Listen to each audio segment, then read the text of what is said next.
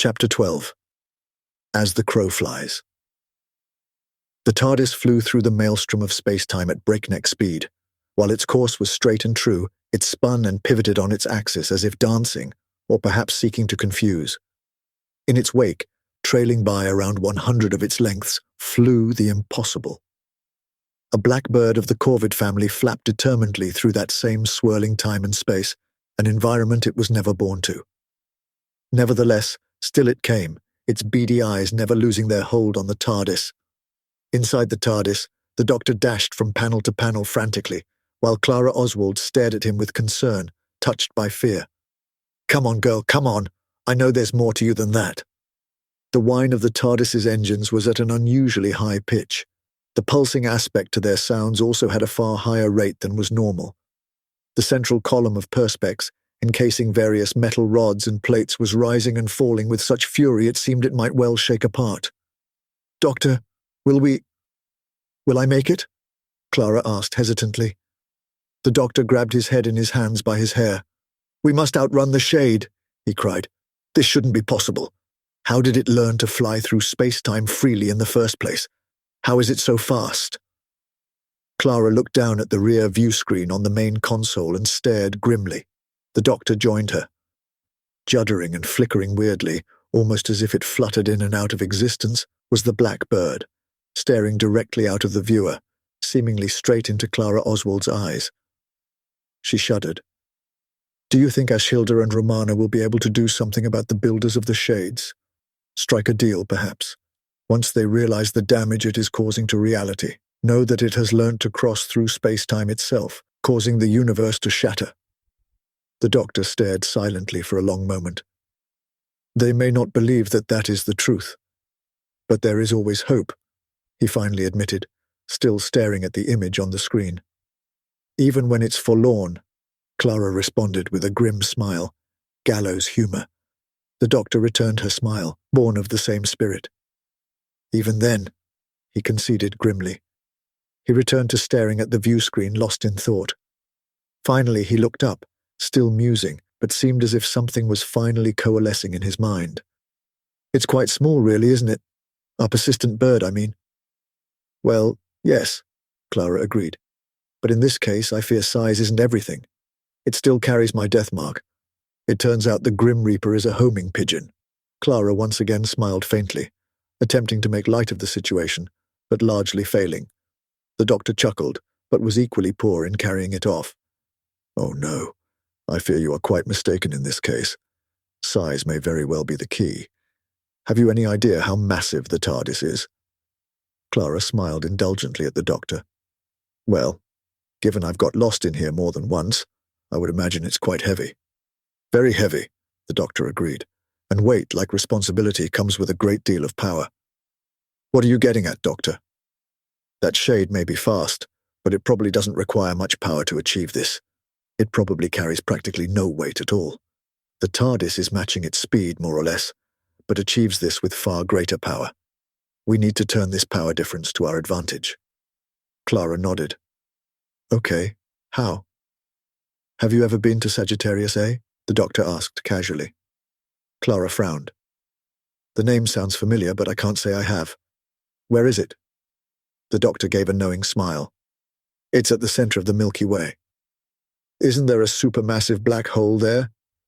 The Doctor gave a little mute round of applause, smiling proudly at her. "Very good. That's the one." "And we are going there?" she asked, not without concern. "Is it safe?" The Doctor shook his head.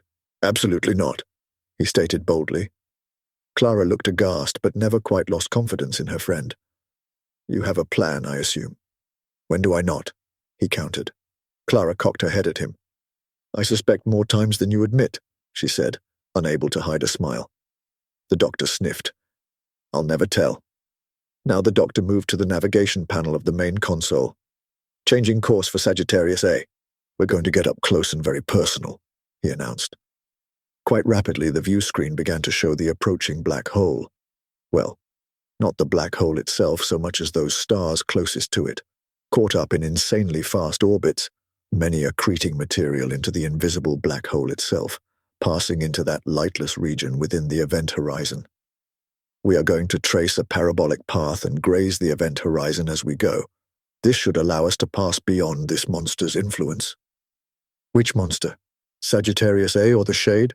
Clara asked. Both, I hope, the doctor replied. Will we be able to break free? The doctor stood up straight and flexed his shoulders. Well, that is where the power comes into play, he began. The TARDIS is a craft of unimaginable resources. I'm fairly confident she has the strength to pull us through. Clara grimaced. Fairly confident? I'm overwhelmed. And the Shade? The doctor ignored her dig and tackled her question without concern. As I said before, the Shade must lack the power of the TARDIS. It should be swallowed up and lost forever in the center of this galaxy. The doctor glanced down at the screen, then gripped the side of the console. You'd better hold on, Clara. We're going in, he cried. The familiar notes of the TARDIS engines began to be overlaid by another wailing scream. It sounded for all the world like a World War II dive bomber attacking. Entering the ergosphere, Master? K9 suddenly chirped up, taking everyone by surprise. Thank you, K9, good to know, the doctor shouted encouragingly over the rising din.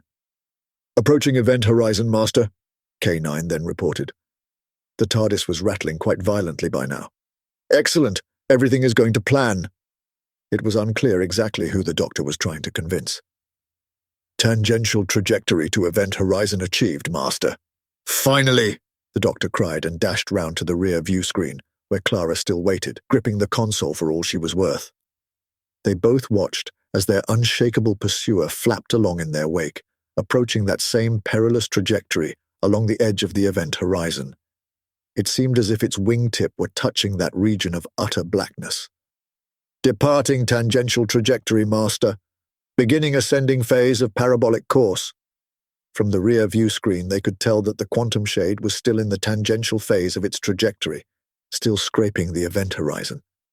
Then for a split second, the image of the shade seemed to flicker. Doctor, did you see that? Clara asked quickly.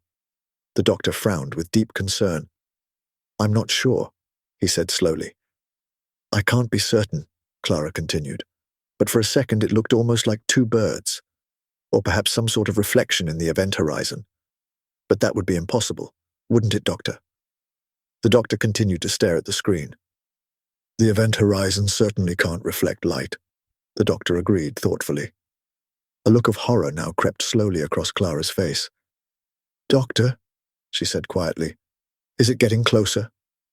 What color there was in the doctor's face drained away, and his mouth fell open. He turned suddenly to K9.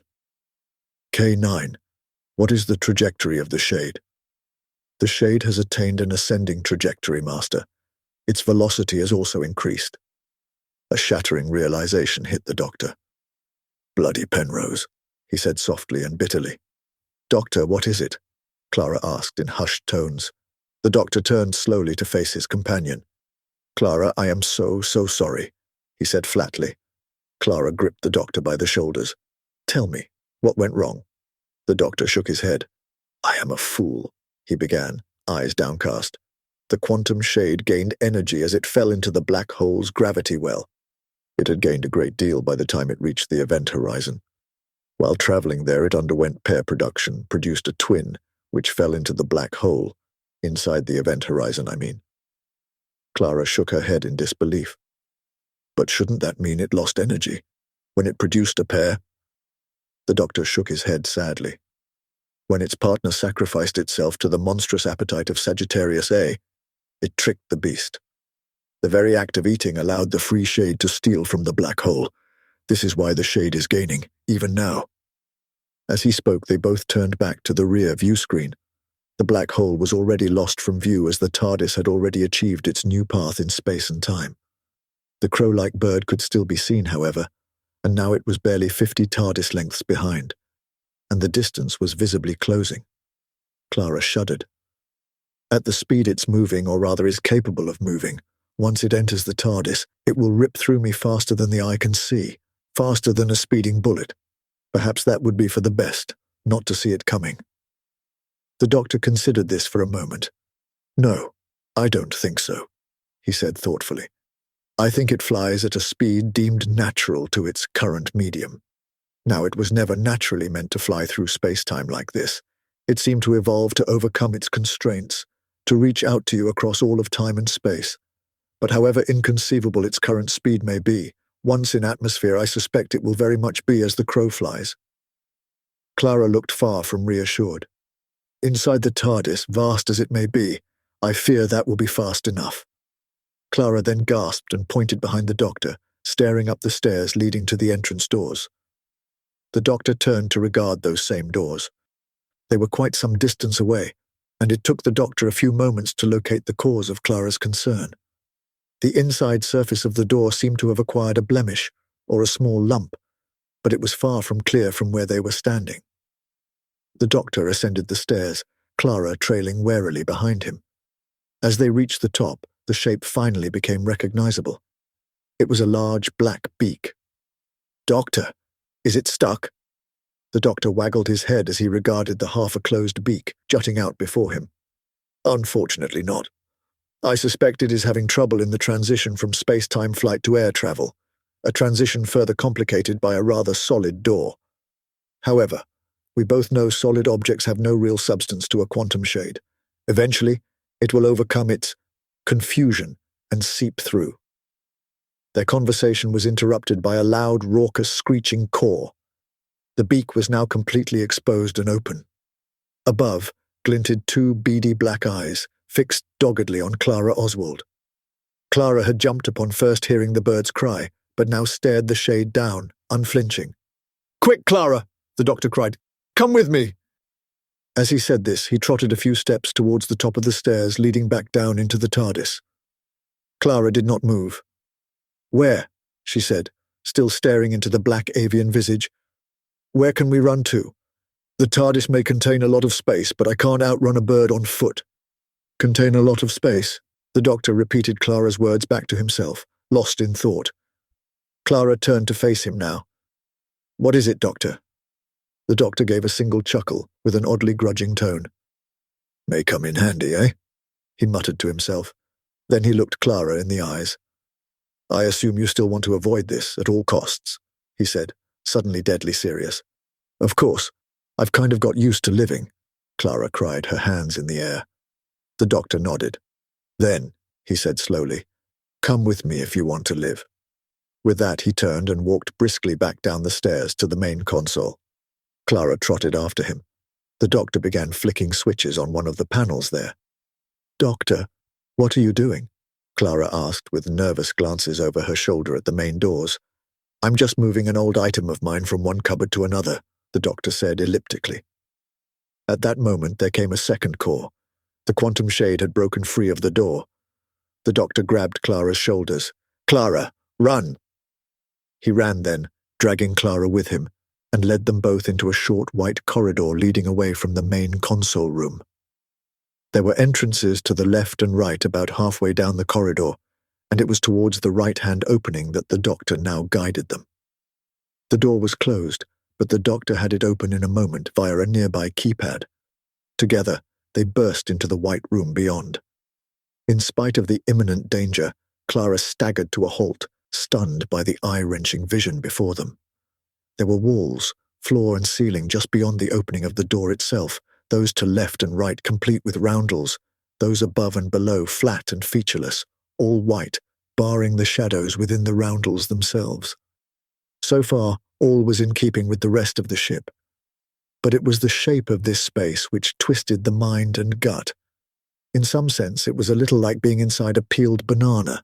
If bananas were cuboids, the banana invisible, and the peel infinite in extent in one direction and bounded by a door at the other.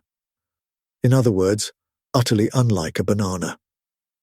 And just ahead of them, on the same gently sloping floor on which they stood, was a bright yellow Edwardian car.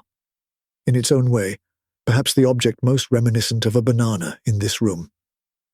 The doctor jumped into the driving seat. "Quick, get in!"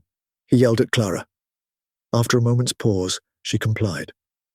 "Are you sure this thing can outrun a raven?" The doctor rolled his eyes and he started the engine while simultaneously stroking the steering wheel gently with his other hand. "Pay her no mind, Bessie," he said soothingly. "She has no idea what she is saying." A black shape appeared, moving rapidly towards them in the doorway to the cupboard. In that same instant, the doctor floored the accelerator, and Clara was pressed back hard in her seat as they rocketed away from the shade. "I take it back, Bessie, I take it back," Clara cried, laughing in spite of their situation.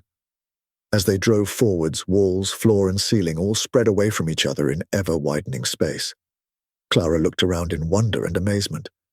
"What is this place?" she asked in awe. "A cupboard," the doctor answered simply. "I see," Clara responded skeptically. "And where did this cupboard come from?" Here the doctor looked a little uncomfortable. "It was given to me by one of my earlier incarnations. Turns out he might have been doing me a favor after all," he said a little tetchily. "I won't be thanking him for it," he mumbled darkly to himself. "And why is it this shape?" Clara pressed further.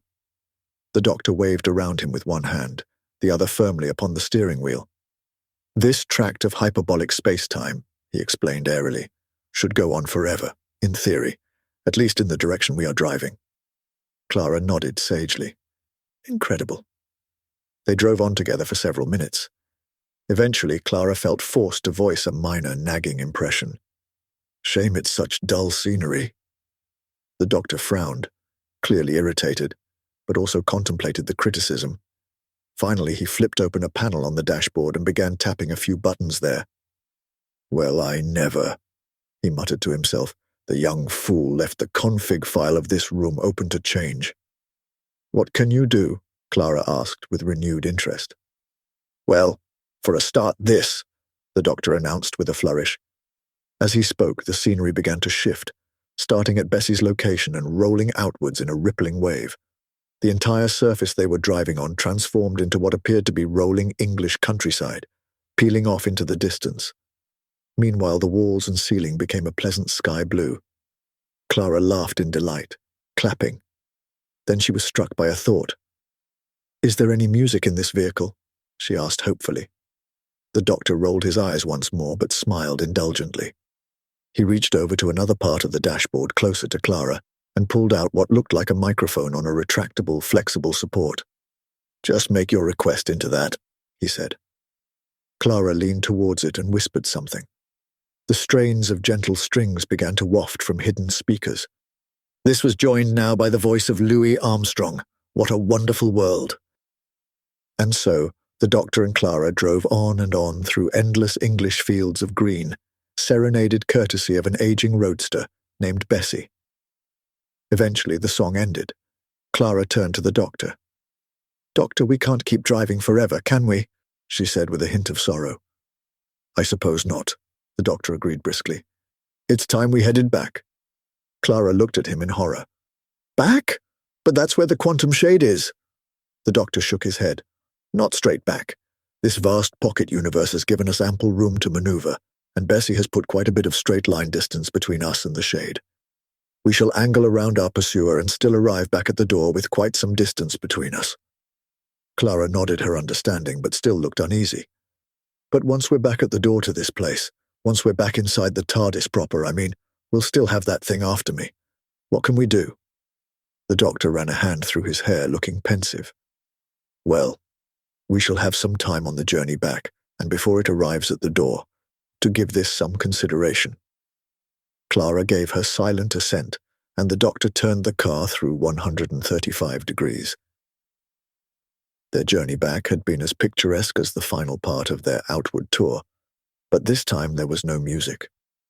Clara had not felt in the mood, besides which she did not want to distract the doctor as he contemplated her fate. And so it was that the doctor pulled Bessie up in front of the entrance door in almost total silence. Together, he and Clara exited the car and left it behind them as they passed into the TARDIS corridor beyond. The doctor immediately turned round to face the cupboard. "Sorry, old girl," he said as he closed the cupboard door. He then spent a minute tapping frantically at the keypad next to it. Finally, he tapped one more key with a flourish, and both door and keypad vanished. Clara gasped. "Doctor, what have you done?" The doctor smiled determinedly. "I made it go away," he answered simply. Clara shook her head. "But doctor, you know the shade can pass through any solid object without effect, until it enters the body of its prey, that is." The doctor continued his tight smile. "You misunderstand. I made it all go away, Bessie included, unfortunately." Clara looked at the doctor incredulously, still not allowing hope to well up, lest it be dashed in a moment. "But how?" she finally asked. "I changed the shape of the universe," he said. Clara stood dumbfounded, mouth agape. "Well, not this universe," the doctor clarified, "just the pocket one which formed the cupboard. I forced the topography to mirror itself, so that instead of a termination point where we previously had our door, I made that just the narrowest part of a bi-directional hyperbolic universe, a double funnel, if you will, spreading out in both directions. In the process, I was forced to allow the pocket universe to nub off from our universe, in this case where it had been attached to the TARDIS, in effect to become its own utterly separate entity, where the shade can live out its eternal days with just poor Bessie and some bioluminescent microorganisms for company." Clara could not prevent tears springing to her eyes now as she grabbed the doctor, embracing him and holding him tightly. The doctor, never entirely comfortable in such situations, patted her back awkwardly. Clara dusted herself down and regained her composure, wiping away the odd stray tear. "Right then. Where now, doctor?" she said matter-of-factly, almost pulling it off. "Well, first, the main console room. Then we take the TARDIS to Earth. Romana will be monitoring the TARDIS's position from you and Ashilda's own vehicle. If she sees the TARDIS return to Earth, she will know it is over and join us there." Clara nodded, smiling. "An excellent plan, Doctor. I thoroughly approve." The doctor simply nodded, still looking a little awkward after the recent intense display of emotion. They walked together back to the main console room, where the doctor then entered the coordinates for Earth in the early part of the 21st century. The engines changed note, and after a minute or two the doctor activated the materialization circuits. The Perspex central column rose and fell a few more times, then was finally still. "Come along, Doctor," Clara said briskly. "Let's go outside and wait for the others." The doctor nodded his assent. Together they climbed the stairs, Clara in front, the doctor behind. The doors whirred open as they approached. Clara stepped through into the discreet alleyway beyond, then turned to face the doctor, who now filled the open doorway of the TARDIS, just 2 feet away from her. "Like I said, there's always a little wiggle room," she proclaimed, with a grin and a wink. The doctor opened his mouth to speak. At that moment, the raven burst from his chest and slammed into Clara's own. Her face filled with pain and surprise as the light of life drained from her eyes. Her knees began to buckle as a black smoky substance left her mouth along with her final breath. The doctor dashed forward and fell to one knee as he caught her lifeless body in his arms, her head lolling backwards, unsupported. He reached his free hand towards her head, shaking and hesitant, stopping just short of touching her face. "No," came his broken voice. Now there was something this Time Lord had never allowed himself. At least that was the story he had built around him. Tears came to his eyes. He shifted his position so that Clara's head was now supported by his hand and arm, so he could see her face when next he spoke. "I tried to save you," came the doctor's shattered voice, knowing all the while there were no ears to hear, save his own. "Tried to save you both," he continued. "Both you and the universe." He shook his head in pain and regret, unable to shake free of either, as they grasped his hearts and throat. "But it wouldn't let me." The doctor's head sank, and his frame shook as he sobbed over the body of Clara Oswald. The end. Epilogue. The Doctor stood alone in the main console room. The TARDIS still stood in the Trap Street alley it had landed in a few hours before. Only now it had been joined by a large stone sarcophagus, which marked a grave, newly dug, right in the middle of that same street. On the sarcophagus was the simple engraving: Clara Oswald. Just beyond this new monument, forged by the Doctor in his grief, stood an American diner, almost filling the narrow alleyway. Ashildr had returned to this upon discovering what had happened, and had said not a word to the Doctor. But her eyes had spat venom and hatred upon the Time Lord. Romana had entered the other TARDIS with Ashildr, presumably to get her lift home. Now the universe was saved. Now that which had shattered it had been undone. Now they allowed Clara Oswald to die. The Doctor glanced at the displays on the main console and confirmed once again that the fragments of the universe had rejoined and were fusing. The Doctor turned away from those displays now. He knew only too well what that sight had cost. He heard the familiar sound of a TARDIS launching, Ashildr and Romana departing. Now he was truly alone. He attempted to wonder where he might go next. His mind rejected the effort. It was in no mood to provide such distractions today. He heard the doors of the TARDIS activate. The Doctor looked up to find Romana standing at the top of the steps, looking down at him. He frowned, puzzled. "Did you miss your lift? Does Ashildr have no place for hitchhikers? Or does she resent you as bitterly as she hates me?" Romana began to descend. "She hates you without end. I fear this may eat at her and ultimately consume her. I do not think she likes me, the association with you leaving too bad a taste. But no, I don't think she suspects I was leading her on a wild goose chase, that this was our plan. No, she would have given me a ride home." The Doctor considered this, then shook his head, still confused. Ashildr would have never accepted what had to be done. She would not have believed it was Clara's very extended and impossible existence, which had stretched the universe to breaking point and beyond. No human would have realized what was necessary. No human could have done that horror which needed to be done. No human could suffer that. No human should. "But then, why are you here? You said once we had saved the universe you would have had as much of me as you could bear. Why are you here? Do you think this old girl will provide a more reliable ride home?" he asked, gesturing round at the interior of his Type 40. By now Romana was standing face to face with the Doctor. "Doctor, here is what I think," Romana began. "Hear me out." The Doctor raised his chin with just the slightest air of defiance, but remained silent. "You do not need me here." As she said this, the Doctor made to interrupt, but Romana held up a hand to forestall him. "Whether I am here or not, you will survive. You will persist. You will have adventures.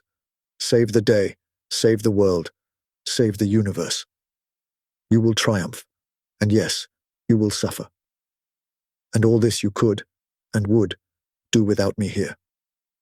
At this, Romana paused to allow the Doctor a few moments to absorb and assimilate her words. "But," she continued, "you would do all of this, achieve all of this, experience all of this, the good and the bad, better, with me here." The Doctor stared at Romana for a long moment. Finally he found the words he was looking for. "I will not debate your profound wisdom." Romana smiled, ever so slightly smugly. "So, since we've healed the universe, what's our next move?" Romana asked briskly, to break both the silence and the mood. The Doctor held up a finger, shaking his head. "We may have saved the universe, but it is far from healed. Its wounds are fusing, but there will be lasting damage, cracks and fissures. This will take some time to resolve, I fear. Perhaps an eternity. As a consequence, we shall be very, very busy indeed." Romana shrugged. "Well, whatever happens, I suppose we won't get bored."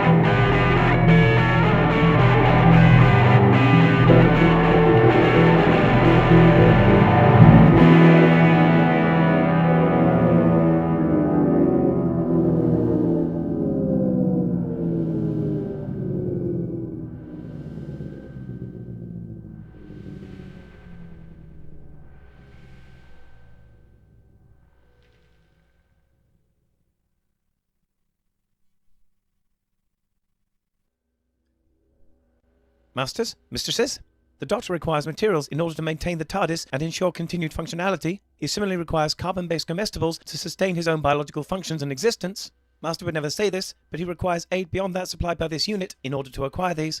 To aid the Doctor in his various tasks and creations, this can be most effectively achieved via Patreon or Substack subscriptions, or through donations directly to PayPal. Or if you desire physical goods in return for your contributions, written accounts of my travels with the Doctor are also available on Amazon. Links are in the description below. Thank you, masters, mistresses.